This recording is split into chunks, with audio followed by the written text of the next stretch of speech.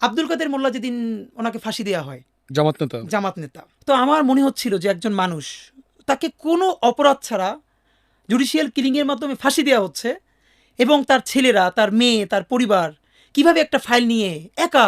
তো পরের দিন ওনাকে যখন ফাঁসি দেওয়া হলো, এবং পরে জানলাম ওনার ঢাকার বাসায়ও হামলা করা হলো এবং ওনার বাচ্চাদেরকেও সেটা দেখতে দেওয়া হলো না। আমি জানি না ভাইয়া কী হয়েছে আমার। আমি আমার বাসায় গড়াগড়ি করে চিৎকার করে কাঁদতেছিলাম।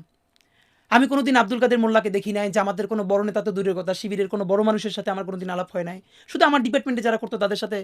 আমি চিৎকার করে গড়াগড়ি করে কাঁদতেছিলাম। আমার মনে হইতেছিল যে আমার অতি পরিচিত একজন মানুষ, যে মাজলুম, তারে আমাদের সামনে বসে, এই এখানে আমার বাসার পাশে কোর্ট, আমার বাসা রামপুরা, এই এখান থেকে এত কাছে, তারে ফাঁসি দেওয়া হইলো কোটি কোটি মানুষের সামনে, আমরা দেখতেছি, কিন্তু কেউ কিছু বলতে পারতেছে না। আমি এটা নিতে না পারি, আমার মনে আছে আমি গড়াগড়ি করে শব্দ করে কাঁদতেছিলাম। কিন্তু ভয়াবহ অভিজ্ঞতা হলো, আমার বোনও তখন কাঁদতেছিল, কিন্তু সে এসে আমার মুখ চেপে ধরছে।